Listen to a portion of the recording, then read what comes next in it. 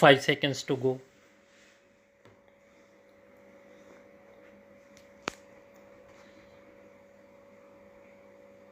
Start. Lastly, a copy of the order of arrest along with the material in possession have to be forwarded to the safe custody of the adjudicating authority.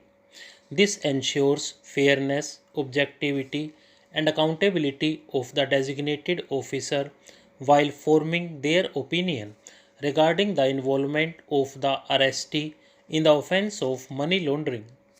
Arrest under Section 19(1) of the PML Act may occur prior to the filing of the prosecution complaint and before the special judge takes cognizance. Till the prosecution complaint is filed, there is no complaint to provide the accused with a copy of the ECIR. The ECIR is not a public document. Thus, to introduce checks and balances, Section 19(1) imposes safeguards to protect the rights and liberty of the arrestee. This is in compliance with the mandate of Article 22(1) of the Constitution of India. V. Senthil Balaji versus State and others similarly states that the designated officer can only arrest once they record reasons to believe in writing that the person being arrested is guilty of the offence punishable under the PML Act.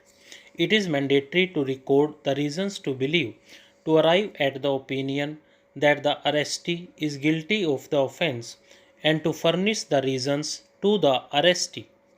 This ensures an element of fairness and accountability. The decision in V. Senthil Balaji Supra has also examined the interplay between Section 19 of the PML Act and Section 167 of the Code. The magistrate is expected to do a balancing act as the investigation is to be concluded within 24 hours as a matter of rule. Therefore, the investigating agency has to satisfy the magistrate with adequate material on the need for custody of the arrestee. Magistrates must bear this crucial aspect in mind while examining and passing an order on the DOE's prayer for custodial remand.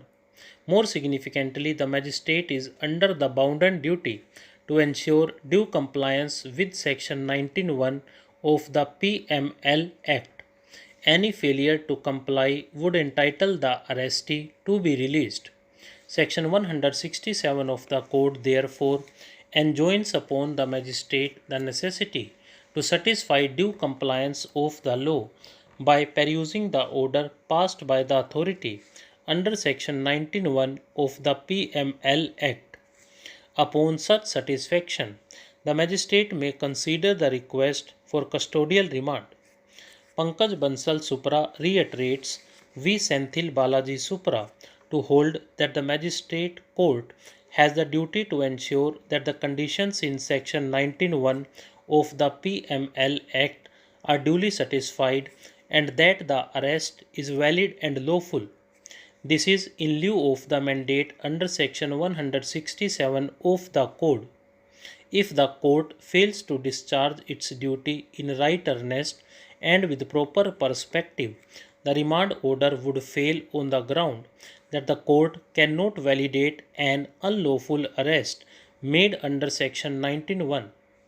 The court relied on in the matter of Madhu Limai and others, which held that it is necessary for the state to establish that at the stage of remand, while directing detention in custody, the magistrate has applied their mind to all relevant matters. If the arrest itself is unconstitutional, viz. Article 22(1) of the Constitution, the remand would not cure the constitutional infirmities attached to such arrest.